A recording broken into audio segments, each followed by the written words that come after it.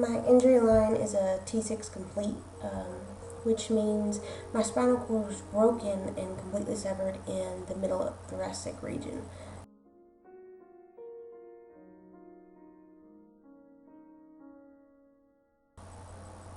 Mentally and emotionally. It's been a heck of a ride, I can tell you that. I've always been very mentally stable, and I've always kept my emotions to myself, and whenever I need to release that emotion, I usually go by myself. But as far as, dealing with the disability, it wasn't really hard for me. It was a challenge, and I've always been up for challenges, and I guess that inspired me to push through it and to get to the next level.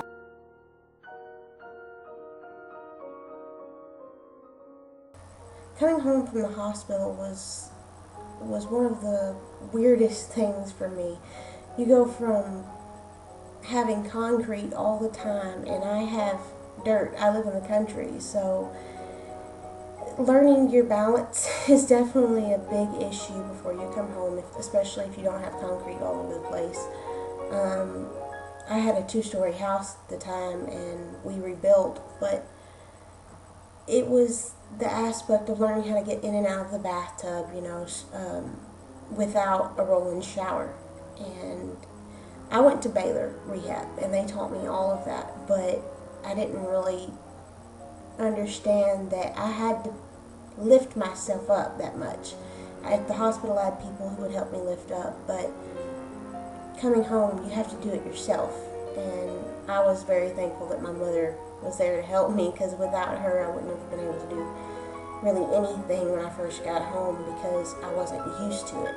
At the hospital, you're used to it, but once you get home in your own environment, everything just floods into one, and it can become very overwhelming. And like in the emotions video, I came home and it was a tear fest. I wanted to bawl my eyes out, just because, everything is still here. Everything is the same, but you're different. And it was hard to adjust emotionally and physically, but if you just take your time and give yourself that little bit of space that you need to just let all your emotions out or whatever, it becomes easier to adjust.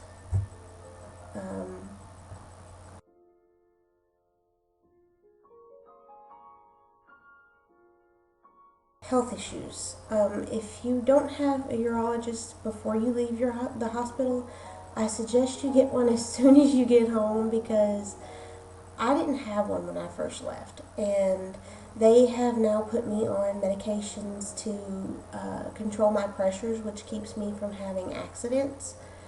They've also got me on a pill to sterilize my urine, which keeps me from having so many UTIs.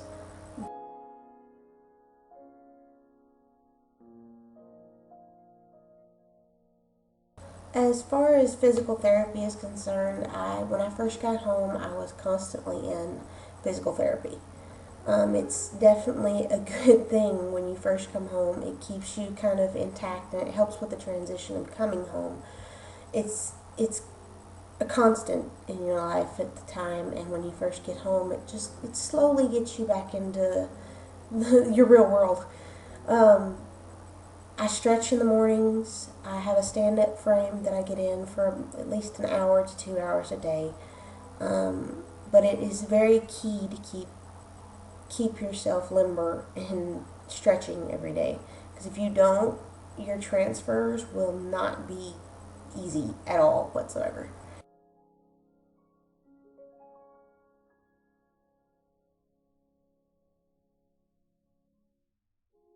I do believe that, actually. When I first got paralyzed, I didn't understand what it meant by, how could life get better since you've been paralyzed. I'm very active and always have been, but I just could not understand how their life could have gotten better by sitting down every day. But it's been 5 years now, and I finally get it. I finally understand what they meant by that. And for myself, it means if I hadn't gotten in a chair, I wouldn't have met all the people that I've met so far.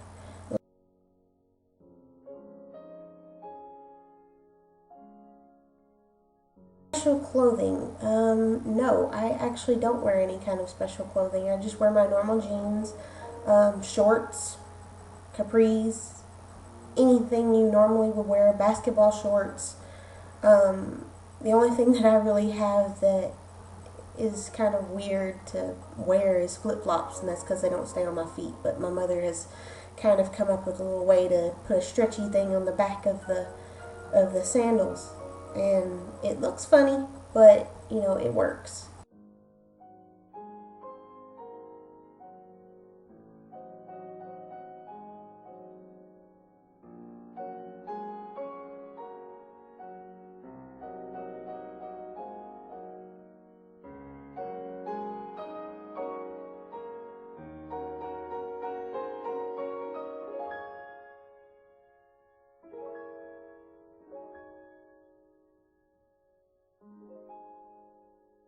I think it's been harder on my family more than it has been on me. My dad took it real hard, and my mom has kind of, kept the family together. She's she's the glue of the family.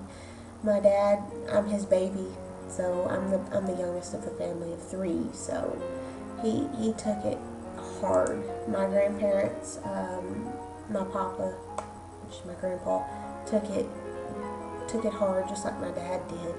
My cousin, we're 5 years apart, and he is my brother.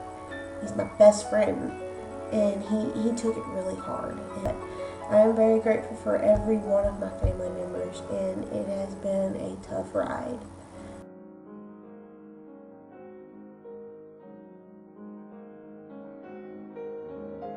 My friends and family actually do not treat me any differently. They've always been there for support, and they are like the most amazing support group you could ever ask for. At least I think so anyway. But I did lose a few because they couldn't handle it, but the ones that have stuck around, those friends have proved themselves, and nobody else could fill their shoes.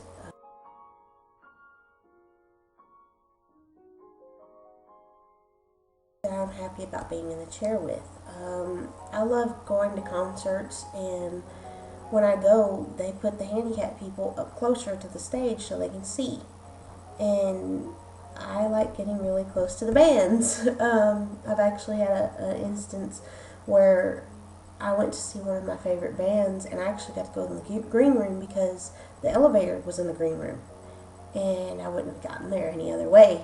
And I am so happy about that because I got to meet the band for free. I love the handicap parking, actually.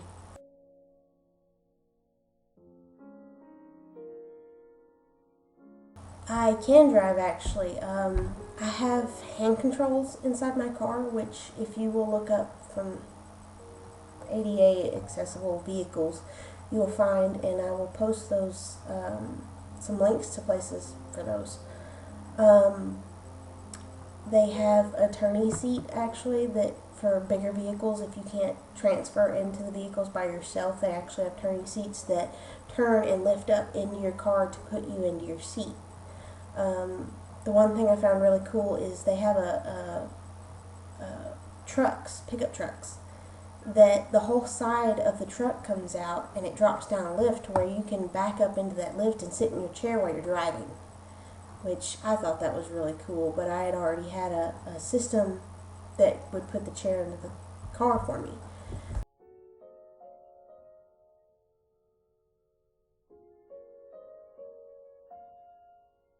Dating has not changed, actually. I was 17 going on 18, so it was definitely a big question for me of would I still be attractive, I guess you could say. Would people still accept me for who I am instead of looking at the chair? would it scare people away? And for some people it did. When I first got home, it scared some guys away because they didn't know what to think. I wasn't walking anymore. I wasn't me in their mind. But my personality or anything didn't change. I just added an accessory. But dating really isn't any different. So it's fun to experience though.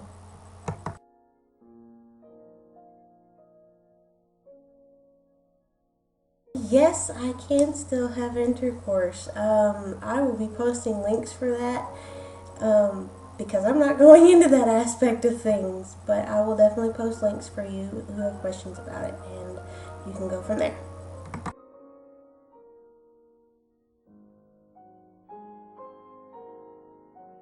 I can still have children, and that will also come with the links that I will be posting with the video. I personally don't want any children anytime soon, but yes, I can still have them.